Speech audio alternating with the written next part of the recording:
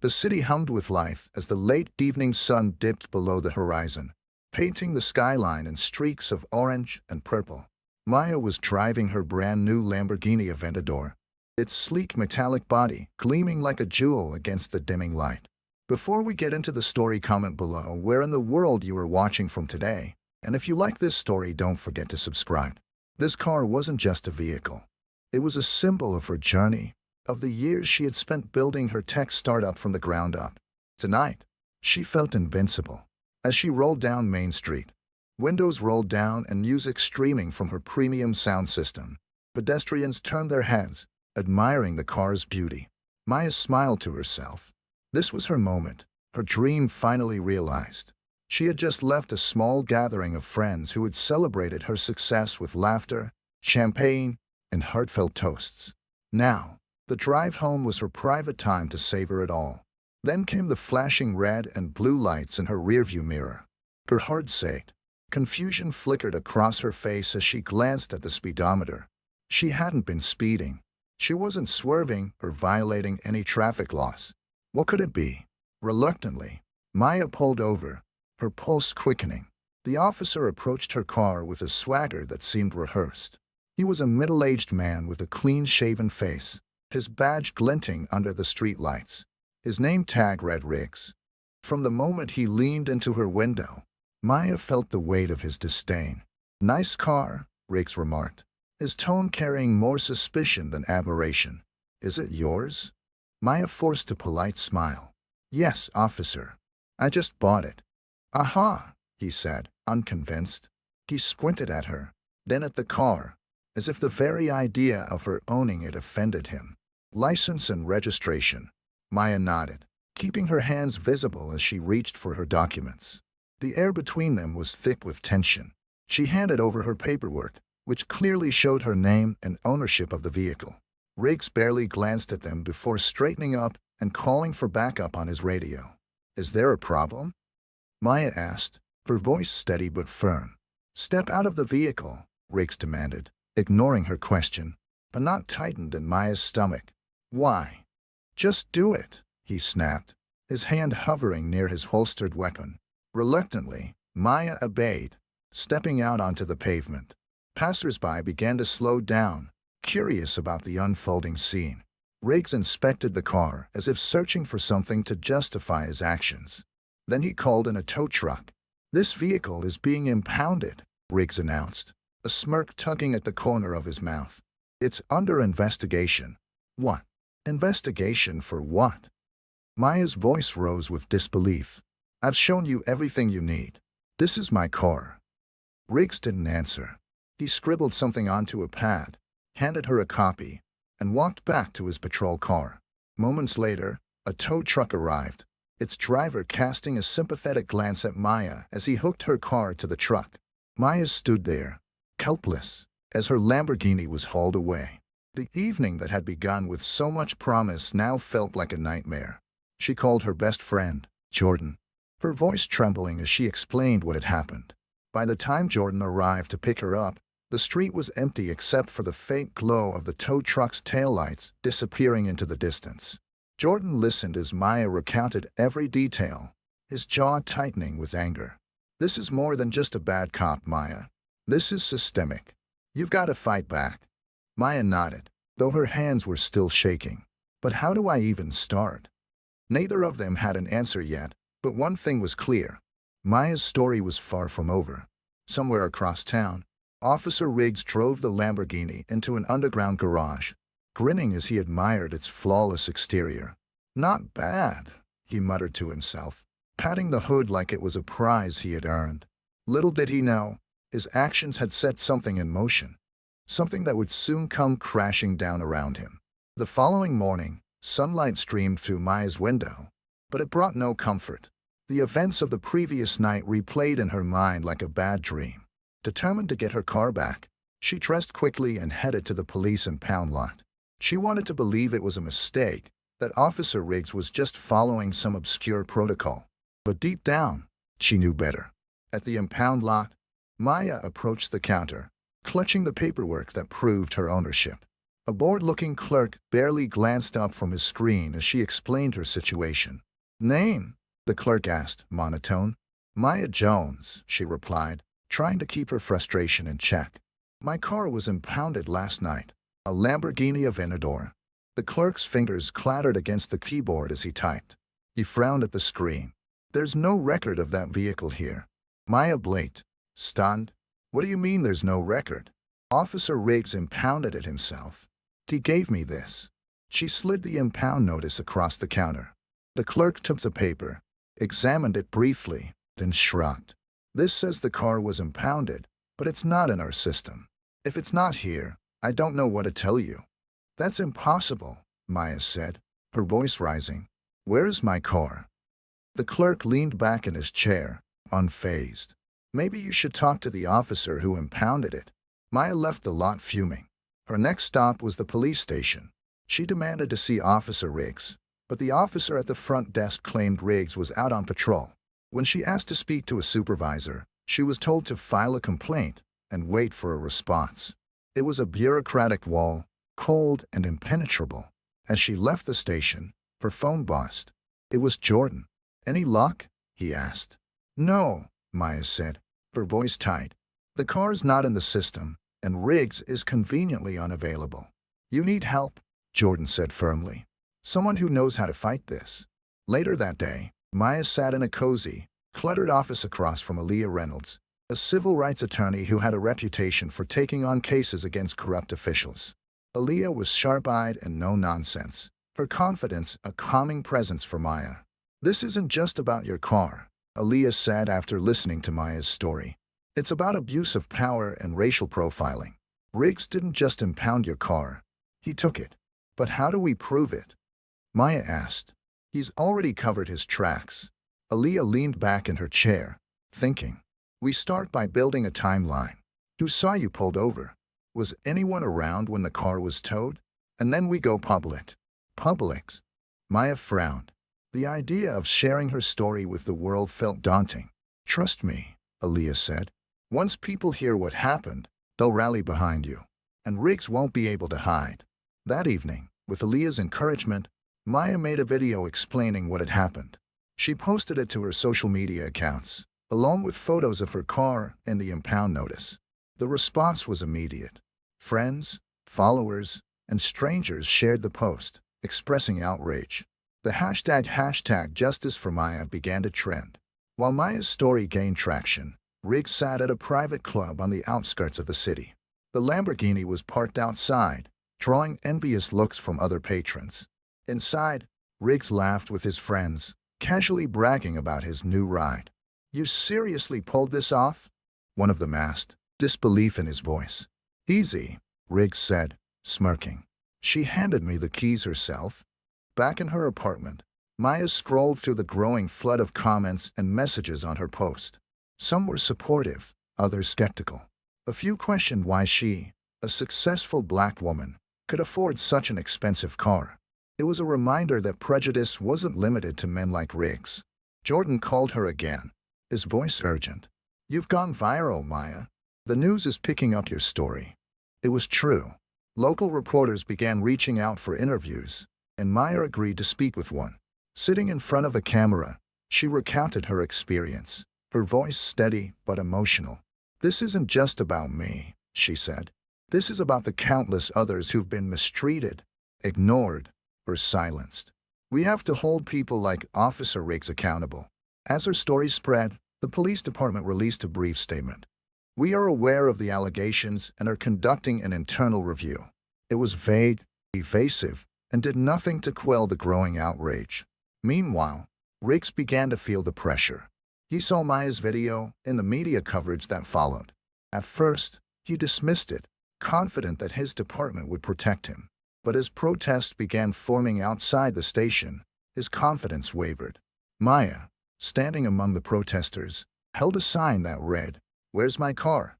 The crowd chanted alongside her, their voices rising like a tidal wave. For the first time since the incident, Maya felt a spark of hope. But Riggs wasn't finished. In a private meeting with his superiors, he spun a story that painted Maya as suspicious, hinting at possible illegal activity. It was a desperate attempt to discredit her, but it bought him time.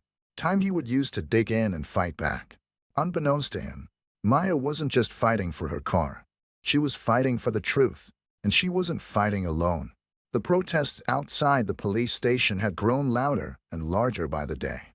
Maya stood at the forefront, her voice joining the chants of hundreds of people who had gathered to demand justice. Her story had struck a chord far beyond her city. The hashtag Justice for Maya was trending nationwide, sparking conversations about systemic racism and abuse of power. But Maya knew that public outrage alone wasn't enough. She needed hard evidence, proof that Officer Riggs had stolen her car. Sitting across from her lawyer, Aaliyah, in her modest yet organized office, Maya leaned forward as they brainstormed their next move. "We need to subpoena the records," Aaliyah said, tapping a pen against her legal pad. "Anything related to the impound lot and Riggs' actions that night. And we need to find witnesses." "Witnesses?" Maya asked, skeptical. It was late at night. Who would have seen anything? Aaliyah leaned back in her chair, her sharp eyes narrowing. "There's always someone. Maybe a passerby, a nearby business with a security camera, or even another officer who might have seen Riggs towing your car." The next few days were a whirlwind of activity. Maya, Aaliyah, and Jordan began combing through every lead they could find. They visited the area where Maya had been pulled over, speaking to locals and checking for any security cameras that might have captured the incident. It was exhausting and progress was slow, but Maya refused to give up. One afternoon, while scrolling through her email, Maya came across a message from an anonymous sender. The subject line read, "I can help." She opened it cautiously. The message was brief but intriguing. "I work at the department. Riggs has been dirty for years. I have information, but I need protection. If you're serious about taking him down, meet me tomorrow night at Franklin Park." Midnight. Maya showed the email to Aaliyah, who immediately contacted a private investigator for backup. "It could be a trap," Aaliyah warned, "but it's also our best lead." The following night, Maya arrived at Franklin Park. The area was eerily quiet, the only sounds coming from the distant hum of traffic and the rustling of leaves. She waited by the park bench, her heart pounding. A man in a hooded sweatshirt approached cautiously, glancing around as if expecting to be followed. "You Maya?" he asked, his voice low. "Yes," she said, trying to sound confident. "And you're?" "Call me Marcus," he said, sitting down beside her. "I work in the records department. Riggs has been falsifying reports for years, covering up all kinds of shady stuff." "Your car?" "He's driving it around like it's his. I've seen him." Maya's hands clenched into fists. "Do you have proof?" Marcus nodded. "I have copies of the original impound records and the altered ones. There's also footage from the department's parking lot showing Riggs taking the car after hours. But if anyone finds out I helped you, I'm finished." "You'll stay anonymous," Maya promised. "Thank you." The next day, armed with Marcus' evidence, Aaliyah filed a subpoena for Riggs' records and requested an internal investigation. The footage Marcus provided was damning. It showed Riggs driving Maya's Lamborghini out of the police department's lot on the night it was impounded. The altered records revealed Riggs had marked the car as unrecoverable to cover his tracks. The media lashed onto the new developments. Headlines blared, "Officer accused of grand theft auto amid racial profiling allegations." News outlets replayed the footage of Riggs driving the car, and public outrage intensified. Riggs, meanwhile, was beginning to crack under the pressure. His attempts to discredit Maya were falling apart. His colleagues started to distance themselves, and Internal Affairs was now actively investigating him. Riggs doubled down, claiming the footage was taken out of context and insisting Maya's car was tied to ongoing criminal activity. But Aaliyah was ready. She filed a formal lawsuit against the police department, accusing them of racial profiling, abuse of power, and corruption. The case became a media sensation, with Maya sitting for interviews and appearing at rallies to advocate for accountability and reform. Despite the progress, Maya's battle wasn't without setbacks. Riggs supporters began targeting her online, flooding her social media with hateful messages. Some claimed she was playing the race card, or lying to gain attention. The backlash was hurtful, but Maya refused to back down. "You're stronger than this," Jordan reminded her during one particularly difficult evening. They're just scared because you're winning. Winning felt like an overstatement, but Maya knew they were making headway. The evidence against Riggs was piling up, and public opinion was largely on her side. Still, the fight was far from over. One day, as Maya scrolled through the messages in her inbox, she came across another anonymous tip. This one included financial records showing Riggs had embezzled funds from the police department to pay off gambling debts. It was yet another layer of corruption that painted a clear picture. Riggs wasn't just a bad cop, he was a criminal. Aaliyah smiled grimly as she reviewed the new information. "We've got him," she said. "It's just a matter of time." The next court date was set, and Maya's case against Riggs and the department was officially underway. For the first time since her car was stolen, she felt something she hadn't dared to feel before. Tenth, the tide was turning, and justice was finally within reach. The courtroom buzzed with tension as Maya sat beside Aaliyah at the plaintiff's table. Across the room, Riggs lounged at the defense table with his lawyer, a smug expression on his face. It was the first official hearing in Maya's lawsuit, and while it wasn't the trial yet, the stakes were high. The judge ordered both sides to present preliminary evidence, and Aaliyah's sharp arguments ensured that the case moved forward. Riggs' attempt to dismiss the lawsuit failed spectacularly. Outside the courtroom, reporters swarmed Maya. Microphones and cameras thrust in her face. They peppered her with questions. How does it feel to stand up against the police? Do you think you'll win? What do you say to those who doubt your claims? Maya took a deep breath before responding, her voice clear and firm. This isn't just about me. It's about holding people accountable, no matter who they are. I'm fighting for everyone who's been silenced, ignored, derailed. The clip aired on every major news network that evening, drawing even more attention to the case. With the court's approval to begin discovery, Aaliyah wasted no time subpoenaing additional records, including Riggs' financial transactions, body camera footage, and the department's internal communications. Meanwhile, the police department's Internal Affairs Division, IA, officially launched an investigation into Riggs. The head of IA, Detective Harris, was a seasoned investigator known for his integrity. As Harris delved into Riggs' case, he encountered resistance from several officers who closed ranks to protect their colleague. But Harris was determined. He pored over Riggs' personnel file, which revealed a pattern of complaints, most of them dismissed without follow-up. Harris also interviewed Marcus, the whistleblower who had anonymously provided Maya with key evidence. Marcus, though nervous, corroborated Maya's claims. He handed over additional documents showing how Riggs had falsified reports and abused his authority for years. Harris began to suspect that Riggs wasn't just acting alone. There might be a larger network of corruption within the department. At the same time, Maya and Jordan were hard at work gathering community support.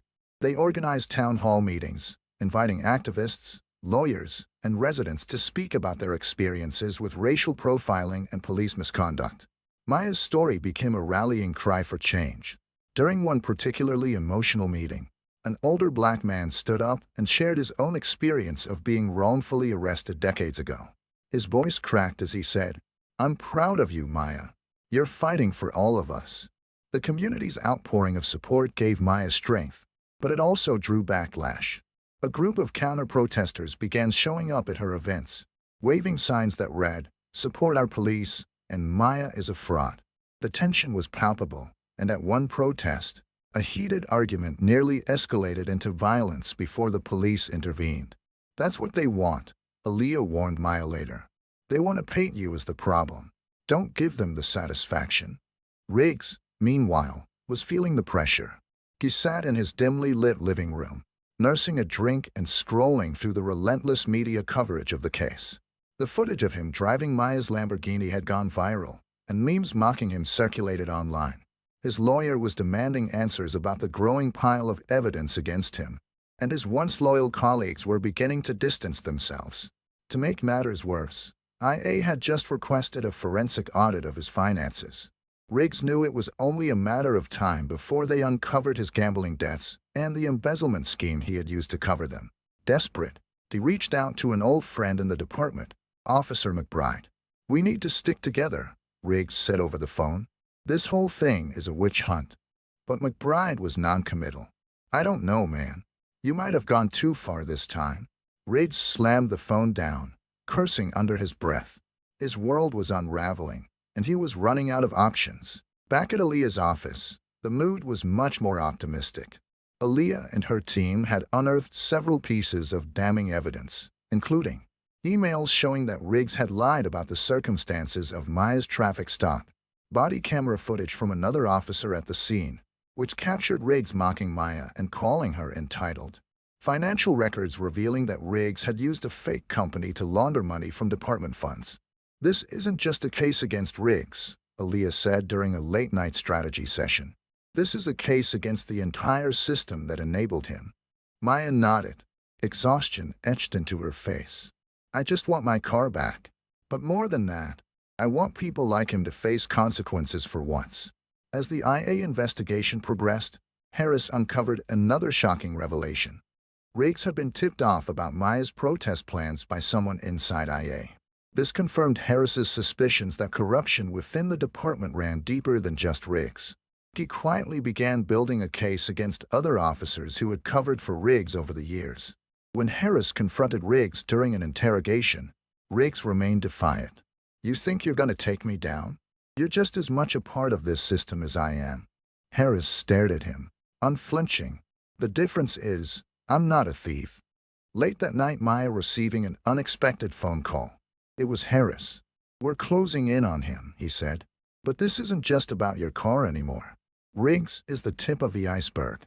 Maya leaned against the kitchen counter, the weight of the fight pressing down on her. "Whatever it takes," she said softly. "I'm in this until the end." Outside her window, the city lights twinkled, oblivious to the battle unfolding. But Maya felt a flicker of hope. For the first time, the scales of justice seemed to be tipping in her favor. Maya sat in her living room, staring at the court summons that had arrived earlier that day.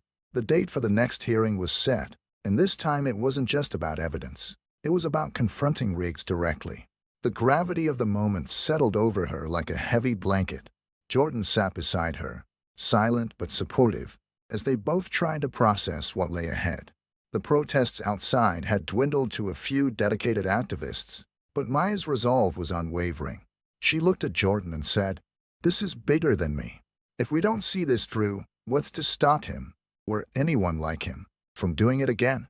Jordan nodded, but his eyes showed worry. "Just promise me you'll take care of yourself. These fights can take a toll." Meanwhile, Riggs was unraveling. His home had become a fortress of paranoia, with the blinds drawn and his phone constantly buzzing with calls from his lawyer, his department, and even his family, who were ashamed of the mounting evidence against him. The media had begun painting him as the face of systemic corruption, and he couldn't escape the growing public disdain. At the police department, Riggs sat across from Detective Harris in another tense interrogation. Harris had become the bane of his existence, doggedly uncovering every misstep Riggs had made over the years. "Do you know what happens to people like you?" Harris asked, his voice calm but cutting. "They think they're untouchable, and then they fall, and they fall hard." Riggs smirked, though his eyes betrayed his fear. "You don't know anything about me." "I know enough," Harris replied, sliding a stack of documents across the table. "Altered reports, financial discrepancies, video evidence of you stealing that car. You can either cooperate now, or we'll bury you later." Riggs said nothing, but his smirk faded. The walls were closing in. As the court date loomed, Maya and Aaliyah worked tirelessly to prepare. Aaliyah had mapped out a strategy that would not only expose Riggs, but also shine a spotlight on the systemic failures within the police department. They rehearsed Maya's testimony over and over, ensuring she was ready for the grueling cross-examination that Riggs' lawyer was sure to launch. "You need to stay calm," Aaliyah advised during one of their late-night prep sessions. "They're going to try to paint you as emotional, irrational, or unreliable. Don't give them that chance." Maya nodded, though the prospect of facing Riggs in court filled her with a mix of dread and determination. "I'll do whatever it takes." On the night before the hearing, another unexpected twist unfolded. Marcus, the whistleblower, reached out again. This time, he had even more damning evidence.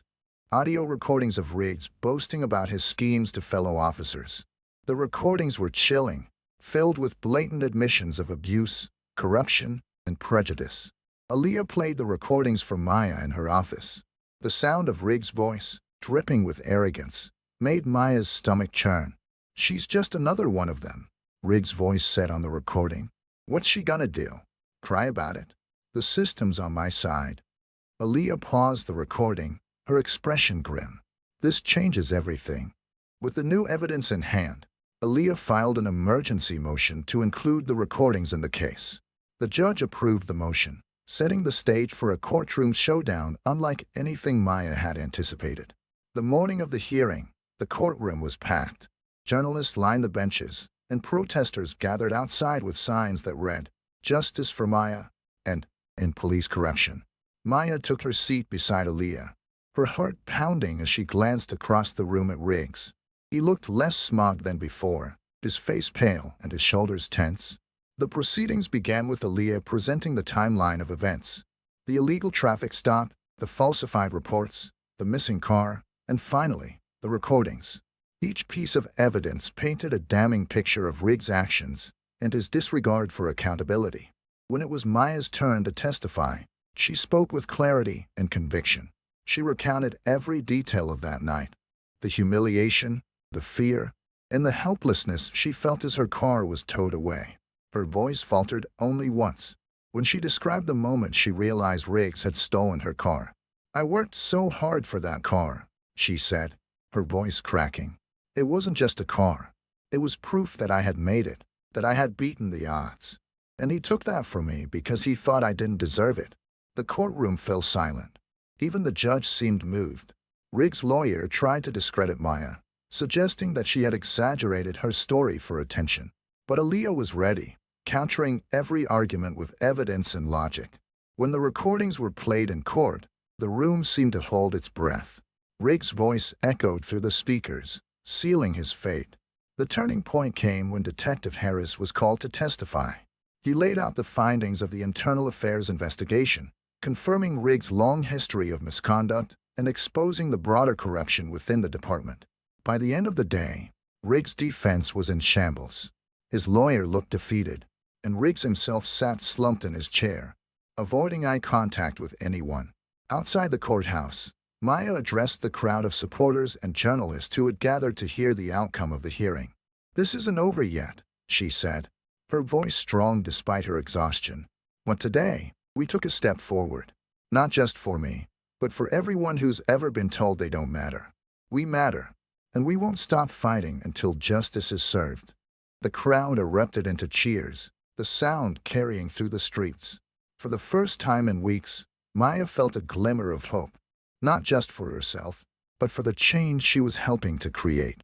The courtroom drama had lit a spark, and the momentum was now on Maya's side.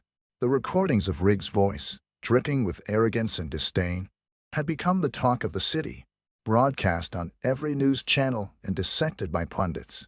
It was clear that Riggs' actions weren't just the result of a single bad cop. They were symptoms of a broken system. Maya's fight had become a rallying cry for reform, but the battle was far from over. As the dust settled from the initial hearing, Detective Harris intensified his investigation. The deeper he dug into Riggs' records, the more corruption he uncovered. It wasn't just the stolen Lamborghini. Riggs had been falsifying traffic stop reports, pocketing impound fees, and even orchestrating a small ring of officers who profited from similar scams. Harris called Maya one evening with an update. "Maya, I want you to know, this case is bigger than we thought. Riggs wasn't acting alone. He's part of a network." Maya felt a chill run down her spine. "A network?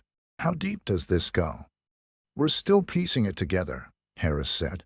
"But I promise you, we're going to expose everyone involved." Meanwhile, Riggs was unraveling. With each new piece of evidence released, his allies within the department began to distance themselves. Officer McBride, who had initially hesitated to take a stand, came forward with his own testimony. He revealed that Riggs had coerced junior officers into falsifying reports and had threatened anyone who tried to speak out against him. Riggs' lawyer tried to negotiate a deal with Aaliyah, offering to plead guilty to lesser charges in exchange for dropping the larger lawsuit. Aaliyah didn't even entertain the idea. "Tell your client we're not interested in deals," Aaliyah said firmly. "We want accountability, not just for him, but for everyone complicit in this mess." As the investigation expanded, the media frenzy grew. Maya was invited to appear on national television, where she recounted her story to millions of viewers. Sitting across from the host in a brightly lit studio, Maya spoke with passion and resolve. "This fight isn't just about me," she said. "It's about a system that allows people like Riggs to abuse their power without consequence. It's about changing that system so no one else has to go through what I did." The interview went viral, sparking debates across the country about police accountability, systemic racism, and the role of public pressure in driving change. Back at the police department, tensions were at a boiling point. Harris's investigation had identified several other officers who were complicit in Riggs' schemes. Some had knowingly covered for him, while others had turned a blind eye out of fear or complacency. Harris recommended suspensions, terminations, and even criminal charges for several officers, but his efforts met resistance from the department's leadership. "You're going too far, Harris," the chief of police said during a tense meeting. "Do you know what this is doing to morale?" Harris didn't back down. "Morale isn't my concern. Accountability is. If we don't clean house now, this department's reputation will be ruined forever." The chief glared at him but didn't argue further. Harris left the meeting more determined than ever. Meanwhile, Maya faced a new challenge: backlash from Riggs supporters. Anonymous messages flooded her social media accounts, accusing her of trying to ruin a good man's life or destroy the police. One night, as she returned home from a protest, she found a threatening note taped to her door: "Drop the case or else." Terrified but undeterred, Maya reported the threat to Aaliyah, who immediately contacted Harris. The detective responded by assigning additional patrols to Maya's neighborhood and offering her a direct line for emergencies. "They're scared," Aaliyah said, trying to reassure her. "That means we're winning." The next major breakthrough came when Marcus, the whistleblower, provided additional recordings that implicated senior officers in the cover-up. These recordings captured conversations about how to spin the story to protect the department and discredit Maya. In one particularly damning clip, a senior officer was heard saying, "We can't let her win. If we do, the floodgates will open, and we'll be dealing with lawsuits for years." Aaliyah submitted the new evidence to the court, and the judge granted a motion to expand the scope of the lawsuit. What had started as a case against Riggs was now a case against the department itself. Riggs, feeling the walls close in, finally cracked. During a closed-door meeting with his lawyer, he confessed to everything and offered to testify against the others involved in exchange for leniency. His lawyer approached Aaliyah with the offer, but Aaliyah remained cautious. "We'll consider his testimony," she told the lawyer, "but he doesn't get to walk away from this. Not after what he's done." When news of Riggs' potential cooperation leaked, it sent shockwaves through the department. Officers who had previously stayed silent began coming forward, eager to distance themselves from the growing scandal. Harris worked tirelessly to piece together the full extent of the correction, building a case that would implicate not just Riggs but also several high-ranking officials.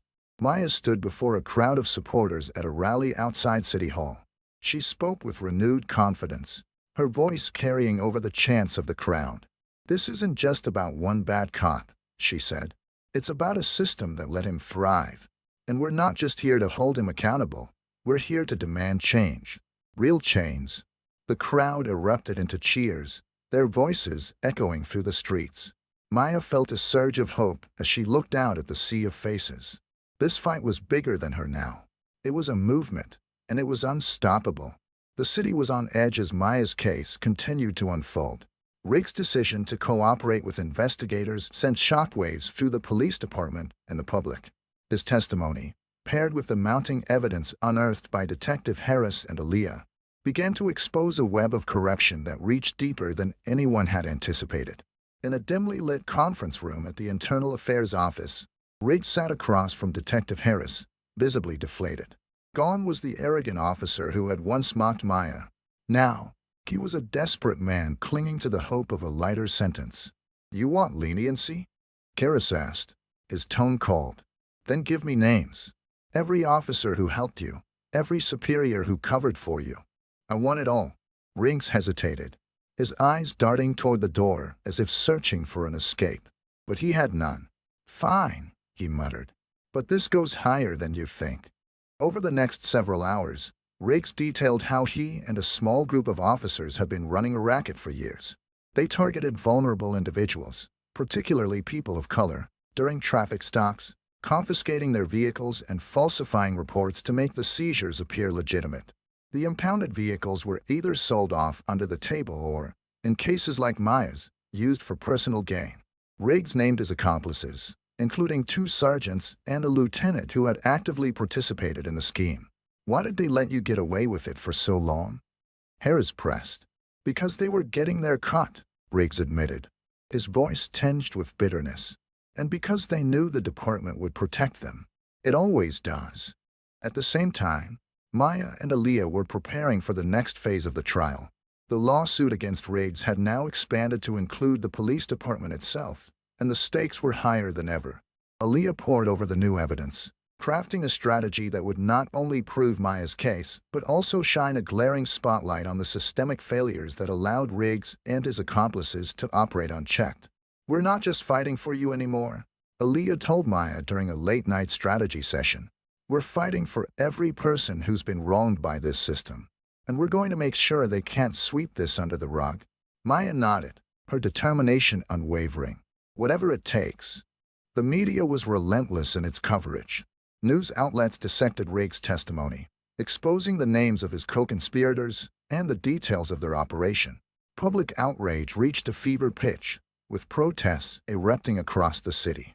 Maya's face became a symbol of the movement, her story inspiring others to come forward with their own experiences of police misconduct. At one such protest, a young woman approached Maya, tears in her eyes. I saw your story on the news, she said. Something similar happened to me, but I didn't have the courage to fight back. Thank you for doing this, for all of us. Maya hugged her, the weight of the responsibility she now carried sinking in. We're in this together, she said softly. Inside the police department, the atmosphere was one of chaos and fear. Officers who had once stood by Riggs were now scrambling to protect themselves, deleting files and shredding documents in a desperate attempt to cover their tracks. But Harris and his team were one step ahead. They had already secured warrants to seize the department's records, ensuring that nothing could be hidden. One night, as Harris reviewed the seized documents, he came across an email thread between high-ranking officers discussing how to handle problematic complaints. The language was coded but clear. Officers like Riggs were shielded because they were seen as assets who brought in revenue through questionable means. This isn't just corruption, Harris said aloud, his voice filled with disgust. This is policy. Back in court, Aaliyah presented the new evidence with surgical precision. She played the audio recordings, displayed the falsified documents, and walked the jury through the network of corruption that Riggs had exposed. Each revelation was more shocking than the last, leaving the courtroom in stunned silence. Riggs himself took the stand, his testimony a mixture of self-preservation and bitter confession. I'm not saying I was a saint, he admitted, but I didn't act alone. This department let me do what I did because it worked for them. The defense attorney tried to discredit him, painting him as a liar desperate to save himself. But Aaliyah countered with hard evidence, backing up Riggs' claims and dismantling the department's defense piece by piece. Outside the courthouse, the protests swelled to unprecedented numbers. The crowd chanted slogans like, "Accountability now," and "No justice, no peace," their voices echoing through the streets. Maya addressed them after another long day in court, her voice steady despite her exhaustion. This isn't just about one bad cop, she said. It's about a system that has failed us over and over again. But we're not powerless. We're showing them that we won't stay silent. We won't let them win. The crowd erupted into cheers, their energy reinvigorating Maya for the fight ahead. Harris called Maya late one evening, his voice tinged with urgency. We've uncovered something big, he said. A memo from the department's leadership instructing officers to prioritize certain demographics during traffic stops, people they thought wouldn't fight back. Maya felt a surge of anger and determination. This changes everything, she said. It does, Harris agreed. We're not just exposing a few corrupt officers, Maya. We're exposing the system. The stage was now set for the final showdown. A fight not just for justice, but for systemic change. Maya knew the road ahead would be difficult, but she was ready. The tide had turned, and the system was on the verge of collapse. The courtroom was packed to capacity as the trial against Riggs and the police department resumed. This was no longer just Maya's fight. It had become a landmark case, with national implications. The stakes were higher than ever. The memo Detective Harris had uncovered, a directive to target marginalized communities during traffic stops, was now the centerpiece of the case. It was proof that Riggs' actions were not anomalies, but a direct result of systemic correction. The morning began with Aaliyah presenting the damning memo to the court. She held it up for the jury in the gallery to see. "This document," she began, her voice steady and commanding, "proves what we've been saying all along. Officer Riggs wasn't a rogue agent. He was following an unwritten but very real policy. A policy rooted in racial profiling and exploitation. This isn't just about one man's misconduct. This is about a system that empowered and protected him." The courtroom buzzed with murmurs as Aaliyah projected the memo onto a screen. It outlined quotas for impoundments, citations, and arrests, with coded language suggesting that officers focus their efforts on high-yield targets in low-resistance areas. In plain terms, it encouraged the targeting of people least likely to fight back: minorities, low-income individuals, and the disenfranchised. The defense attorney objected, calling the memo out of context. But Aaliyah was prepared. She introduced a whistleblower from the department, a young officer who confirmed the memo's intent and described the culture of fear and complicity within the force. "We were told to prioritize certain stops," the officer testified. "We all knew what that meant. If you questioned it, you were labeled a problem." Riggs just took it further than most. Riggs' own testimony continued to haunt the courtroom. Though his credibility was under attack, Aaliyah used his admissions to drive home the point that he was a symptom of a much larger issue. She presented evidence of the financial gains the department had reaped from the impound scheme. Charts and documents showed how revenue from seized vehicles and fines disproportionately came from neighborhoods with high minority populations. As the evidence mounted, the jury's expressions grew more somber.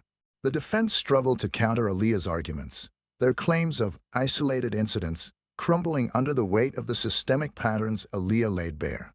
Outside the courthouse, the protests had reached a fever pitch. Thousands of people filled the streets, their chants echoing through the city. Maya stood among them during a brief recess, feeling the energy and determination of the crowd. Signs bearing her name and phrases like "End Police Corruption" filled the air. Reporters pushed microphones toward her, but she raised her hand to quiet them. "This case isn't just about me," she said, her voice carrying over the noise. "It's about every person who's been wronged by a system that values power over people. We're here to demand accountability, not just for Officer Riggs, but for everyone who let this happen."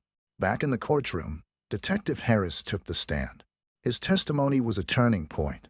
He detailed the results of his investigation, exposing the network of officers who had participated in Riggs schemes and the hierarchs who had shielded them from scrutiny.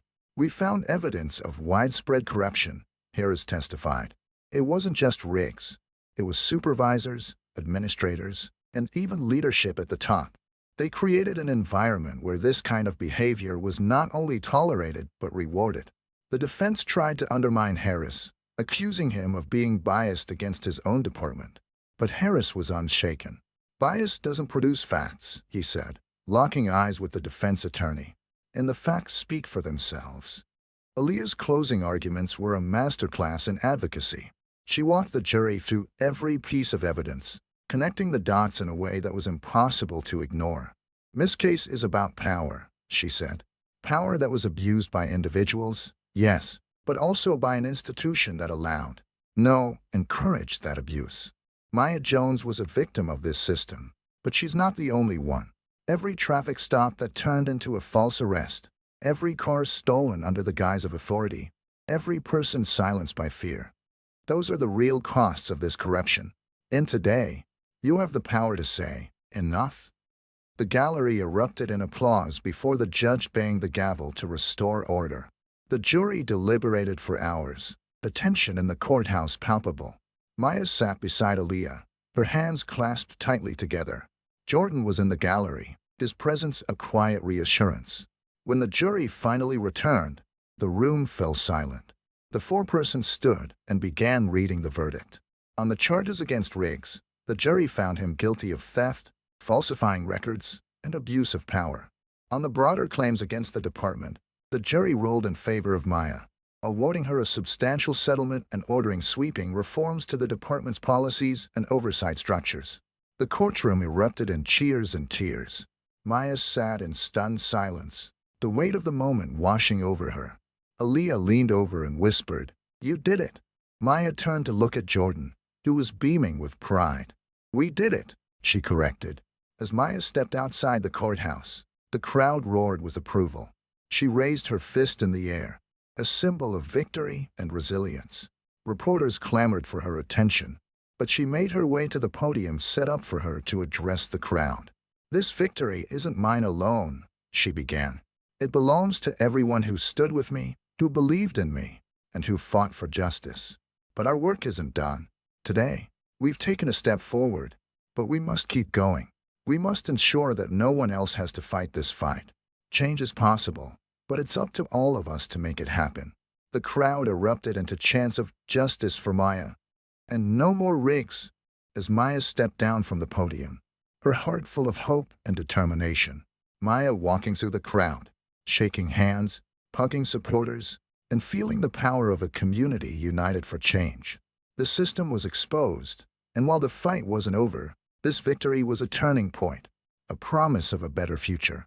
The courtroom victory had sent shockwaves through the city, reverberating far beyond its borders. Maya's case had become a national symbol of resilience and accountability. But even with the jury's decision behind her, the battle for lasting change was just beginning. Maya sat in her apartment, surrounded by stacks of letters and emails from supporters. Some were thank you notes from individuals who had faced similar injustices, while others were from organizations offering to collaborate on systemic reform. Jordan sorted through the pile, reading snippets aloud. "This one says, 'You've inspired me to speak out about my own experience,'" he said. "And this one's from a nonprofit that wants you to join their board." Maya smiled faintly, though her exhaustion was evident. "It's overwhelming, isn't it? Knowing how much work there still is to do." Jordan put a hand on her shoulder. "You've already done so much, Maya, but you don't have to do it all alone." Meanwhile, the police department was in chaos. The verdict had triggered a wave of resignations and suspensions. Several officers implicated in rigged schemes were arrested, and internal reforms were underway. The chief of police held a tense press conference, announcing a series of policy changes, including the disbanding of the impound program Riggs had exploited and the creation of an independent oversight board. "We recognize the failures that led to this moment," the chief said, his tone somber, "and we are committed to rebuilding trust with our community." But not everyone was convinced. Protesters gathered outside the station, chanting, "No trust without justice." They demanded not just reforms, but a complete overhaul of the department's leadership. Riggs, now a convicted criminal, sat in a holding cell awaiting sentencing. His cooperation with the investigation had earned him some leniency, but his reputation was in tatters. For the first time, he was forced to confront the consequences of his actions. A reporter managed to secure an interview with Riggs, broadcasting his words to the public. "I'm not proud of what I did," he said, his voice hollow. "But I wasn't the only one. The system made it easy, and I took advantage of it. That's on me, but it's also on them." The interview sparked further outrage and debate, with some arguing that Riggs was deflecting blame while others saw his words as an indictment of the broader system. Maya, now public figure, was invited to speak at a national conference on police reform. Standing before a packed audience, she recounted her journey with raw emotion. "I didn't ask for this fight," she said. "I just wanted my car back. But when I stood up for myself, I realized I wasn't just fighting for me. I was fighting for all of us who've been silenced, dismissed, or dehumanized." This case was never just about one bad cop. It was about a system that let him thrive. Her speech received a standing ovation, and she was flooded with offers to collaborate on advocacy work. But Maya remained grounded, focusing on her community and the changes still needed at home. In the weeks following the trial, Aaliyah and her legal team worked to ensure that the court-ordered reforms were implemented. They met with city officials, activists, and community leaders to draft new policies aimed at preventing future abuses of power. Maya attended these meetings, lending her voice to the discussions and ensuring that the changes reflected the needs of those most affected. One policy that emerged was the creation of a community review board with the authority to investigate complaints against officers. Another was the mandatory use of body cameras for all traffic stops, with footage stored securely and independently. This isn't just about preventing corruption, Aaliyah explained during a meeting. It's about restoring trust. People need to know that their voices matter. As the dust began to settle, Maya finally got her car back. The Lamborghini, once a symbol of her success, had taken on a new meaning. It was no longer just a personal triumph. It was a reminder of her fight for justice. She drove it through the city one sunny afternoon, feeling a mix of pride and sadness. The streets were the same, but she wasn't. She had changed, and so had the city.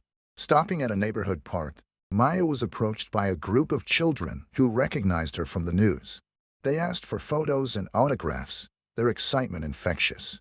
One young girl, clutching a homemade sign that read, "Maya is a hero," shyly asked, "Can I be like you when I grow up?" Maya knelt down, her voice soft but firm. "You can be better than me. You can change the world." Back at home, Maya sat with Jordan and Aaliyah, reflecting on the journey so far. "Do you think it's enough?" she asked. "The reforms, the policies, will they really make a difference?" Aaliyah nodded thoughtfully. "Change is slow, Maya, but you've started something that can't be undone. You've shown people what's possible when we fight back." Jordan raised his glass in a toast. "To Maya, to justice, and to never giving up." They clinked glasses, the moment both celebratory and reflective. Maya knew there were more battles ahead, but for the first time in months, she allowed herself to feel hope. After a while, Maya was seen as mentoring young activists, the police department undergoing its first independent audit, and protesters holding a candlelight vigil to honor those who had suffered under the system. The city was changing, slowly but surely, and Maya's name had become a symbol of that change. The fight wasn't over, but the foundation had been laid. Maya's journey was far from complete, but she was ready for whatever came next.